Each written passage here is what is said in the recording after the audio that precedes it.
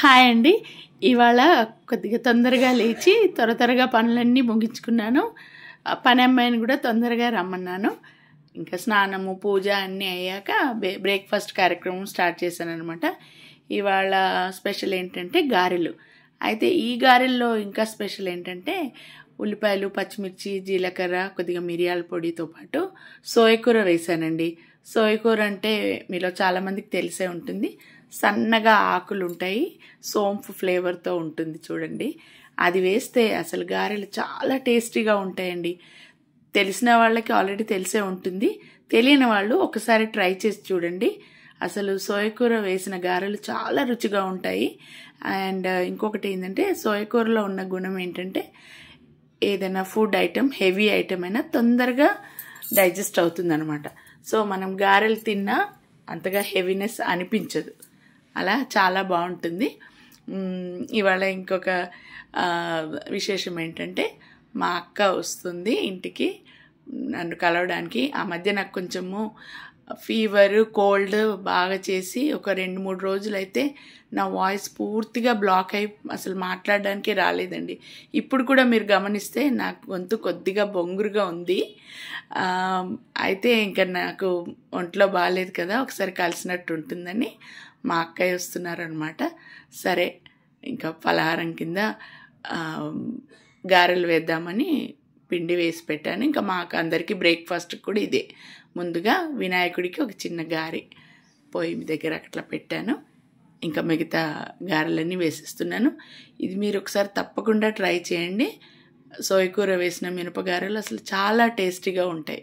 ఇంకా మా వారికి, అబ్బీకి బ్రేక్ఫాస్ట్ పెట్టాను. వద్దంటుంటే వేడివేడి గారె తీసుకొని కొరికాడు. చూడండి, మూతికి చురకంటింది. ఇవే కొంటె పనులు చేస్తూ ఉంటాడు వాళ్ళ తాతగారి దగ్గర కూర్చొని.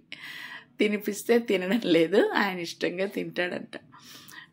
ఇంకా నేను కూడా బ్రేక్ఫాస్ట్ చేసేస్తున్నాను. అక్క వాళ్ళు బయలుదేరామని ఫోన్ చేశారు. అక్కతోనే కలిసి చేద్దాం అనుకున్నా, కొద్దిగా లేట్ అయ్యేటట్టుంది. సరే అని నేను స్టార్ట్ చేశాను అనమాట. యూజువలీ మనకు గారెలు కొద్దిగా హెవీగా అనిపిస్తాయి కదా, ఒక 2-3 తిన్నా హెవీగా అనిపిస్తాయి. కానీ సోయకూర వేస్తే మాత్రం చాలా బాగుంటుందండి.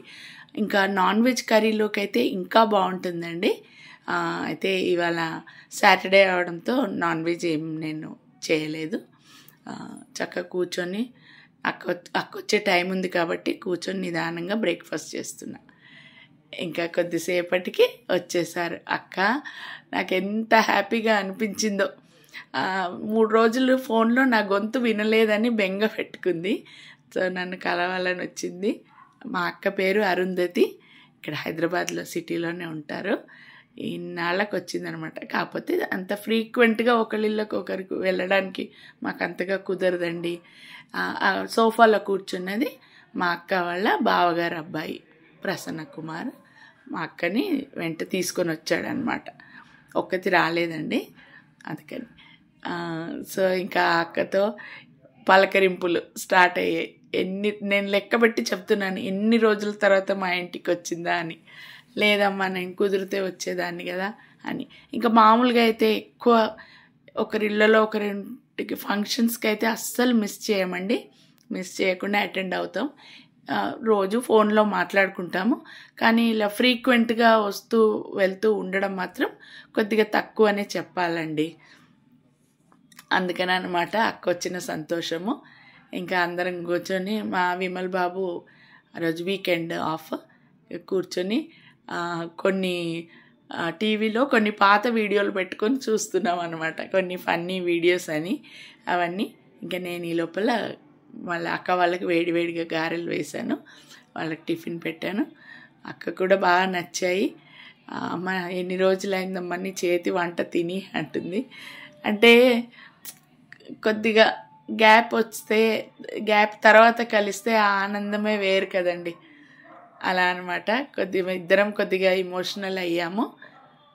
ఇంకా అక్క వాళ్ళు టిఫిన్ చేస్తున్నారు. తర్వాత పిల్లలతో కలిసి ముందర పోర్షన్లో రవళి వాళ్ళతో కలిసి మాట్లాడడానికి అక్క వెళ్ళింది. ఈ లోపల ఇవాళ నేను వంట పని ఏం పెట్టుకోలేదండి మధ్యాహ్నంకి. ఇంకా వంట దగ్గరే మనం ఉంటే మాట్లాడుకోవడానికి అవ్వదు కదా. వచ్చేదే ఎప్పుడో ఒకసారి గడిపే టైంలో మనం వంటకే ఎందుకని ఇంకా బయట నుంచి ఆర్డర్ చేసాము. ఇది బావర్చి అవుట్లెట్ మాకు ఇంటికి దగ్గరలోనే ఉంది. అండ్ ఈ మధ్య కొన్ని హోటల్స్ గురించి వింటున్నాము, కానీ ఈ అవుట్లెట్ మాకు బాగా తెలుసండి. చాలా నీట్గా శుభ్రంగా కిచెన్ చాలా బాగుంటుంది, టేస్టీగా కూడా ఉంటుంది ఫుడ్. అయితే ఇవాళ అక్క వాళ్ళు కూడా అసలు నాన్ వెజ్ తినరు. So vegetable biryani, rumali roti, veg manchurian, paneer curry, raita, ఇంకా సాలన్ తెప్పించాము. ఇంకా లంచ్ టైం అయింది, తినడానికి కూర్చున్నాము. అక్క రోటీ అస్సలు వద్దన్నది. నేను తినలేనమ్మా, నాకు రైసే వడ్డించమని ప్రసన్నకి రోటీ ఇంకా కర్రీస్ వడ్డిస్తున్నాను. ఇంకా మా వారేంటో మీరు చేయండి, మేము తర్వాత తింటాము, మీ అక్కతో కూర్చొని నువ్వు భోజనం చేయని అంటున్నారు. అభిరామ్ బాబు సోఫాలో కూర్చొని టీవీ చూస్తున్నాడు. ఇంకా ఆయనకైతే వాళ్ళ మమ్మీయే తినిపించాలి. ఇంకేదో కబుర్లు ఆడుతున్నామండి, అది ఇది ఏది గుర్తొస్తే అది మాట్లాడుతూ ఉన్నామన్నమాట. మాట్లాడుతూ హ్యాపీగా మా అక్కతో కలిసి భోంచేశాను నేను చాలా రోజుల తర్వాత. అది అనమాట. ఫుడ్ అయితే చాలా టేస్టీగా ఉంది. నేను వడ్డిస్తూ నేను కూడా తినేసాను. చాలా టేస్టీగా ఉంది, బాగా ఎంజాయ్ చేసాము. తిండి కంటే ఎక్కువ మా ముచ్చట్లో ఎక్కువైపోయాయి. మా అభిరామ్ ఏదో మారం చేస్తున్నాడు మా విమల్తో. ఇంకా రవళినేమో అబ్బికి తినిపిస్తుంది. మా విమల్ రాహుల్ చిన్నప్పుడు కూడా అంతేనండి, ప్లేట్లో పెట్టుకొని ముందుగా వాళ్ళిద్దరికి తినిపించి తర్వాత నేను తినేదాన్ని. మా రవళిని ఇట్లా చూస్తుంటే ఆ విషయం గుర్తొచ్చింది. ఇంకా ఏముందండి, ఇలా ఎప్పుడో ఒకసారి కలిసినప్పుడు మనకు మంచి పాస్ టైం అంటే ఓల్డ్ ఆల్బమ్స్. ఎందుకన్నా ఏదో విషయం గుర్తొచ్చి అక్క ఏదో మెన్షన్ చేస్తే ఓల్డ్ ఆల్బమ్స్ తీసాను. ఇంకా చూసుకోండి, గంట పైన ఆ ఆల్బమ్స్లో ఫోటోలు చూస్తూ ఒక్కొక్క ఫోటో వెనకాల జరిగిన ఇన్సిడెంట్ తలుచుకొని నవ్వుతూ, అసలు యాక్చువల్లీ మనం ఎవరిమైనా చూడండి, ఒక 5-10 ఇయర్స్ బ్యాక్ ఫొటోస్ మనమైనా చూసుకుంటే చాలా ఫన్నీగా కనిపిస్తాం కదండి మనం. అవి చూసినప్పుడల్లా నవ్వు వస్తుంది. అండ్ ప్రతి ఫోటో వెనుక ఒక హిస్టరీ ఉంటుంది. అది గుర్తు చేసుకొని మాకు అసలు టైమే తెలియలేదు. ఇంకా రవళికి కూడా కొన్ని ఫోటోలు చూపిస్తున్నాను. ఇలా దాదాపు టీ టైం వరకు ఇలా ఫోటోలు చూస్తూ టైంపాస్ చేసాము, కబుర్లాడుతూ ఉన్నామన్నమాట.